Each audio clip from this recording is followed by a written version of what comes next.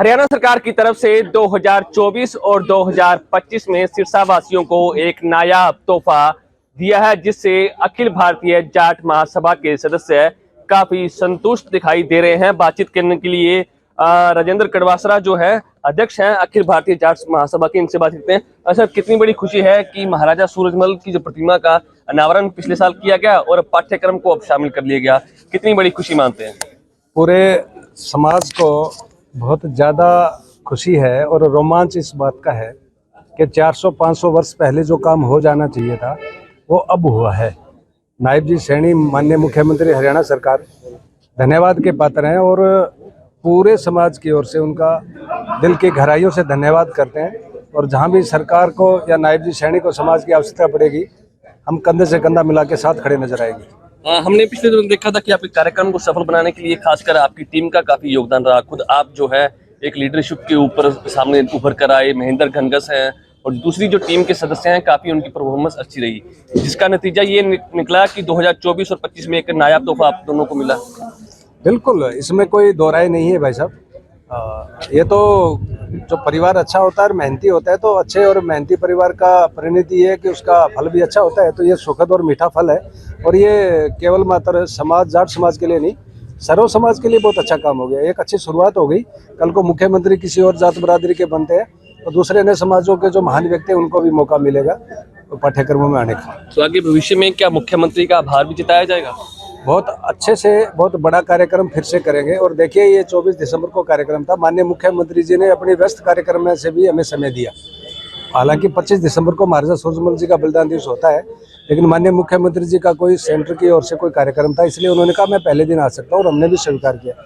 अगला जो 25 दिसंबर होगा उसमें इससे भी एक बड़ा कार्यक्रम करेंगे और प्रार्थना करते हैं परमपिता परमात्मा से कि हमारे माननीय मुख्यमंत्री स्वस्थ रहे और वो इस कार्यक्रम में 100% आएंगे।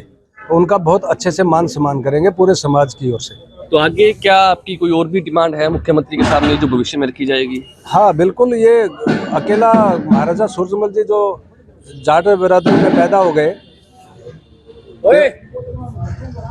केवल मात्र इसलिए ये हम इसका धन्यवाद नहीं करेंगे। हम आगे से भारतीय जाट विकास मंच के बैनर के ऊपर और अन्य दूसरी जाति बिरादरियों में जितने महान राजा, संत, कवि हुए हैं, उनके लिए भी सरकार से मांग करेंगे भी इनका भी पाठ्यक्रमों में स्थान आना चाहिए। तो साफ तौर पर अखिल भारतीय जाट सभा के जो सदस्य हैं काफी उत्साहित दिखाई दे रहे हैं। महेंद्र घनघस भी हमारे साथ हैं, इनसे बातचीत करते हैं। महेंद्र जी, कितनी बड़ी खुशी है और आगे भविष्य में आपकी और क्या डिमांडें हैं?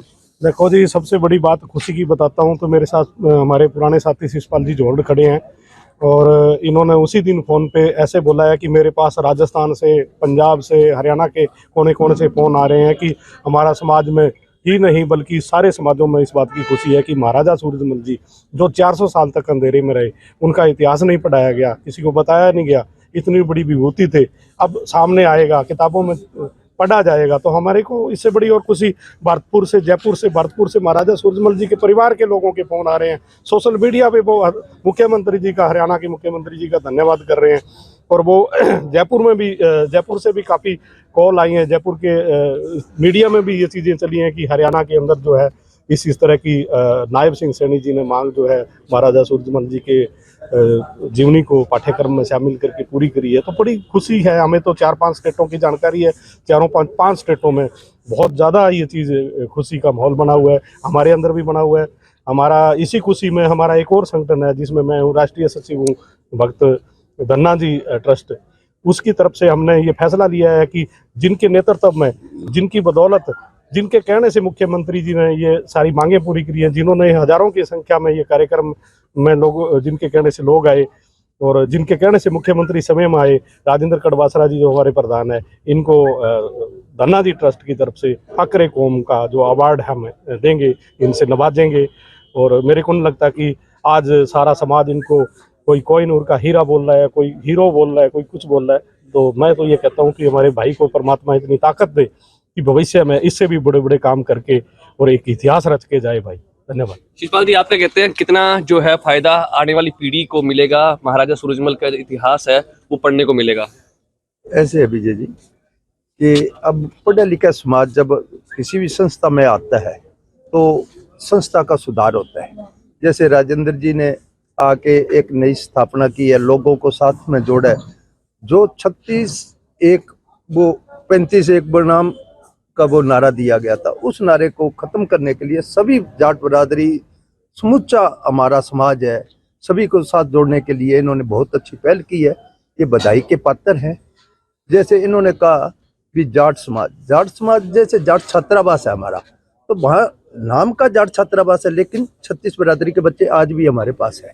जाट धर्मशाला, तो जाट धर्मशाला एक नाम जाट धर्मशाला है, लेकिन 36 बरादरी के लोग यहाँ आके अपना जो भी प्रोग्राम है वो करते हैं।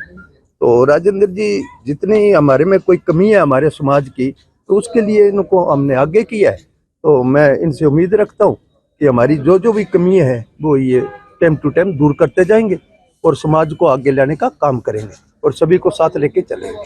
तो साफ तौर पर अखिल भारतीय जाट सभा के जो सदस्य हैं उनका साफ तौर पर कहना है कि हरियाणा के मुख्यमंत्री नायब सिंह सैनी ने उनको एक नायाब तोहफा दिया है, जिसके लिए वो जल्द ही मुख्यमंत्री नायब सिंह सैनी का आभार भी जताएंगे। और साफ तौर पर इनका कहना है कि मानवता भलाई के लिए हमेशा जाट समुदाय के लोगों ने मानवता भलाई के काम किए हैं, जो आगे भी निरंतर जारी रहेंगे।